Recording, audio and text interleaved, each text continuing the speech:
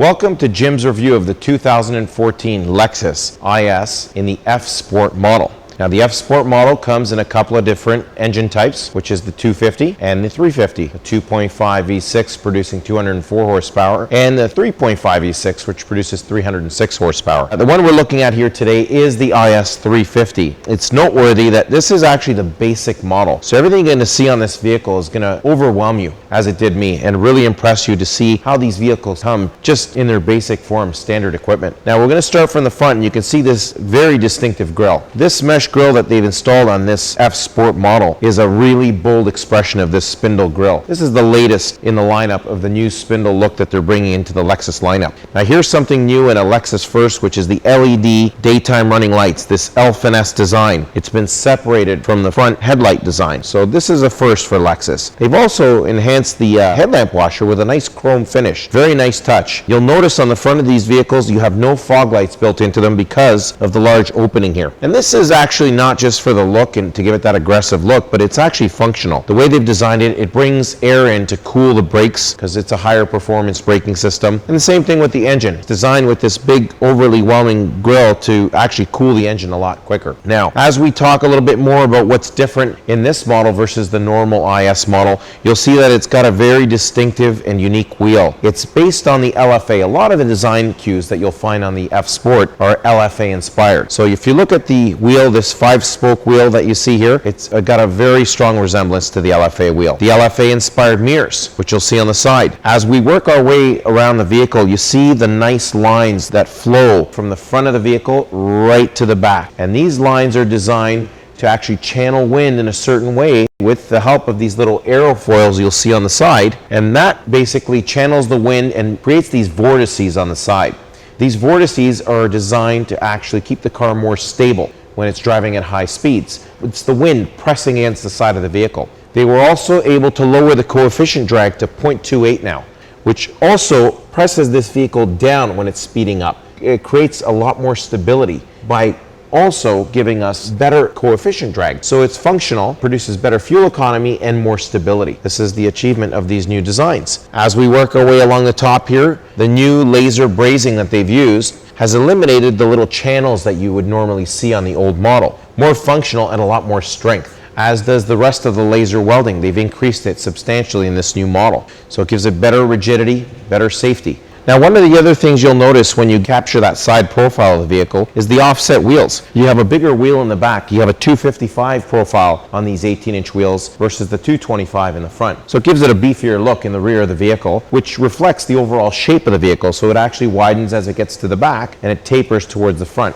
And that's why you have the wheels that correspond. You have the smaller ones in the front and the bigger ones in the rear. You'll also note that it has energy absorbing tinted glass. And the purpose of that is to filter out the UV rays. 90% to be exact on all the glass of this vehicle, with the exception of the front windshield, which actually filters out 100% of the UV rays. An excellent quality of the glass. Now, when it's time to refuel this beautiful vehicle, you won't be looking inside it for the gas cap release. You'll be coming outside directly to the lid here, the fuel lid, just pressing on it and it'll release. And you just press it again and it locks. Now, that will only work when the door locks are unlocked, not when they're locked. Now, you'll notice some of the smooth flowing lines that we talked about that start from the front of the vehicle and work their way right into the rear. So as we come beyond the rocker panel here, it comes right above the rear wheel. You can see how it flows into the rear tail ends. Same thing up here. This line flows right into the back. And then we see the L-finesse design carry right into the rear combination lamp here. Beautiful design, nice little touch. And you'll see the little scoop in the rear trunk rather that just kind of scoops its way up, almost like a natural spoiler built into the shape of the trunk. We have our dual exhaust in the rear, giving it a much sportier effect. We have a little release here,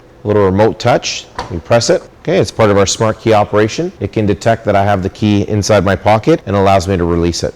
Once we open the trunk, you can see that we have a generous amount of space in here, 10.8 cubic liters of space. And one of the things they did is when they re-engineered the new suspension, the multi-link suspension, that actually freed up a little bit more space in these wells, which created a much easier flowing trunk. As we make our way deep into the trunk, okay, we now have the 60/40 split rear seats, which is standard on this new IS 350 model. So on all the 350s, we have this 60/40 split as a standard feature.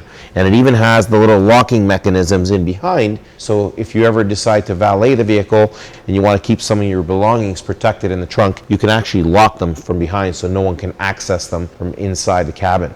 Now, if you ever happen to leave the key inside the vehicle and you forget it in there, you want to lock your car, the first thing that will happen is when you get out of the vehicle, out of habit, you'll be pushing the little button here to lock it, and you'll hear that alert sound. And it's basically telling you that you've left your key inside the vehicle. So you can't lock the key inside. You have to take it out of the car first, then it'll allow us to lock the car.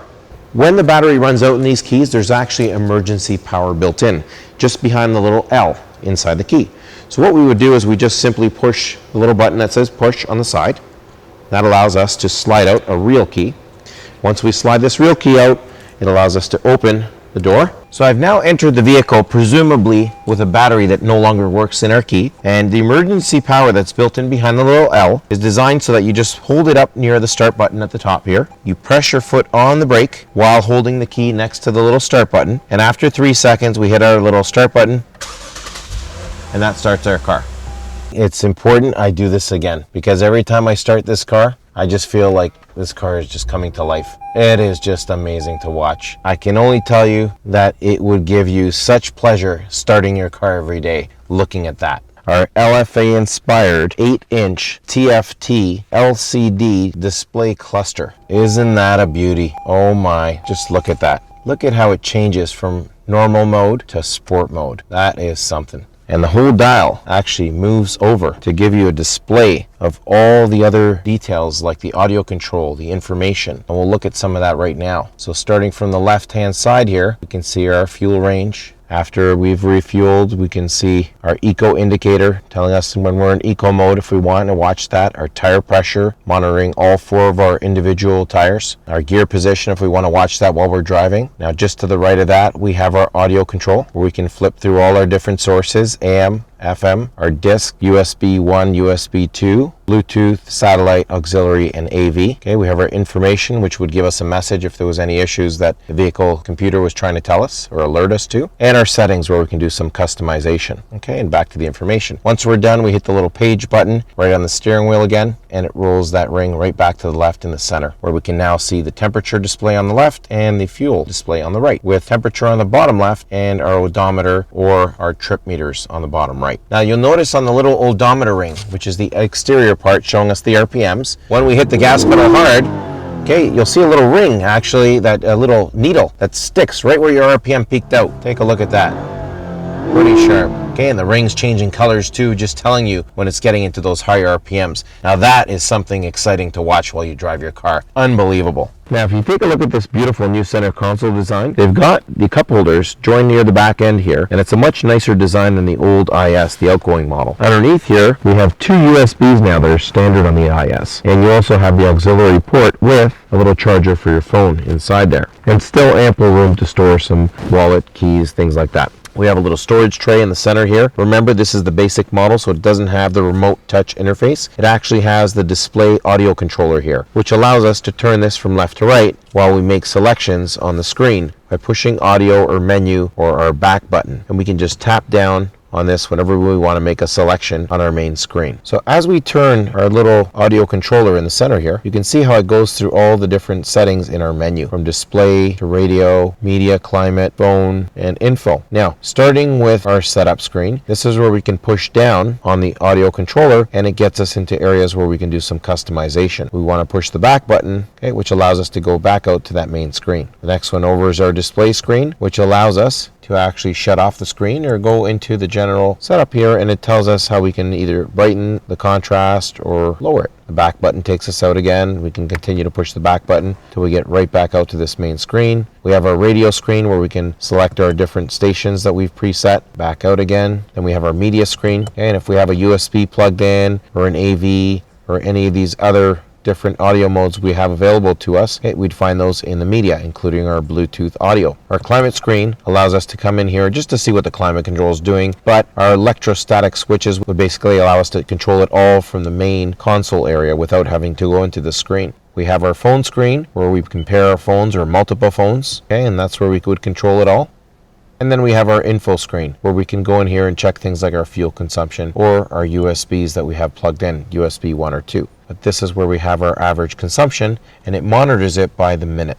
Now the other thing we have here in the center console area is our drive mode select, where we can see the various drive modes. We have eco mode, we have our push, where we can press straight down on this for normal mode, or we have our sport or sport plus mode. And all we're doing by pushing any one of these different modes is telling the computer in the car the type of input we want it to give, or output rather, from the engine. And this is what the driver wants to do in the car, is always tell the vehicle how it wants it to perform. Now just below the drive mode select button we have our track off, where we can shut off our traction control, or our snow mode. So in the winter, contrary to what a lot of people tell you, even in the rear wheel drive models, you get great traction provided you have a nice snow tire. But in the all-wheel drive, you'd still have the option to flip into snow mode as well. And a nice snow tire is always recommended on the IS350. It's got lots of power, it's got a low profile tire, and you'll get much better grip in the winter with that nice winter tire. We have our beautiful short shifter with lots of detail, our red stitching carried right into the leather bag at the bottom of the shifter. And just above our shifter, we have our variable heated seats here, which again is a standard feature. So everything we're looking at on this model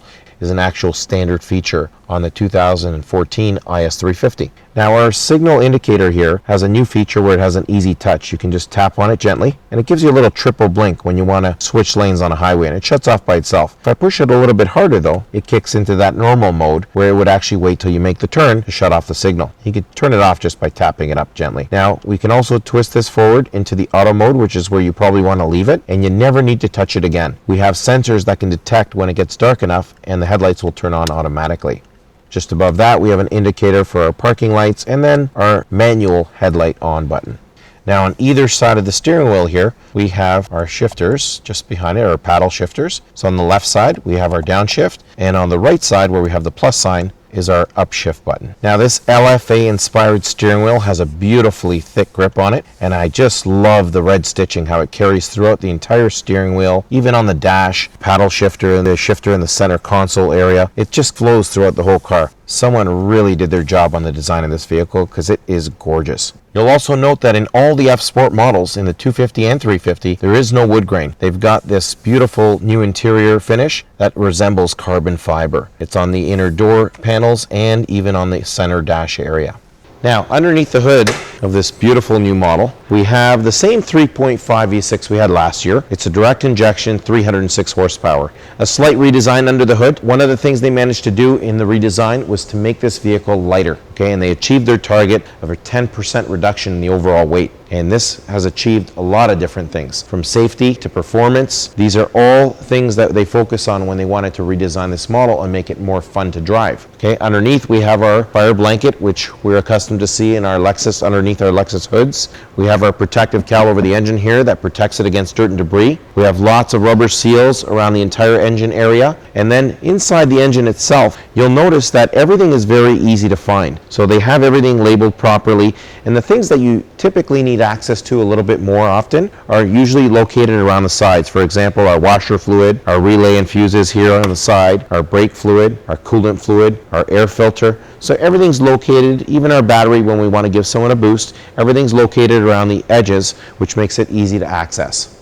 Now, one of the other nice things they've borrowed from the new GS model and they've put into the new F Sport series in the IS is the sound generator. And you'll find it on the 250 F Sport model and the 350s. The sound generator is actually designed to give it a nicer growl when you start the engine. Now, I got my juices flowing. It's time to get this vehicle out on a track, and that's what our next part is going to be about. We're going to put this up against some of our competition and get it out on a track. Now I'm excited. So this is it. We get a chance to come out today and actually put the F Sport to the test on the track. Now this is an exciting day for me because Lexus claims they've actually built this car for track. The suspension, the design of the car, all the attributes, the bolstering of the seat in these F Sports, and I want to really feel it now and put it to the test through all these pylons that we're going to see here. We've set up the course so we can see how it performs around some of these hard turns. All right, so let's get started. This will be exciting.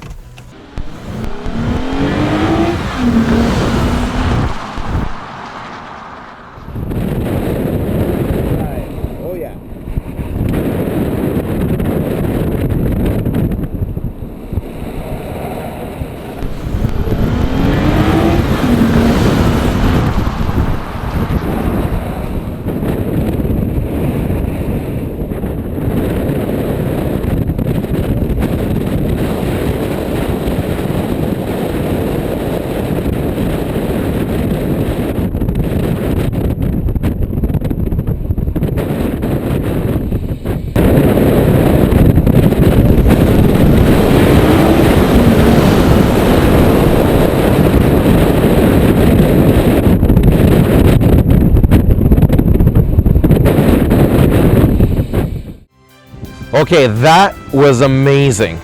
This car does everything and more. And I'll tell you, I have never ever driven a Lexus quite like this one. This is the F Sport, so it's definitely the best Lexus has to offer in this lineup. And after all the testing I've done here today, I can tell you without a doubt, watch out, this is the game changer.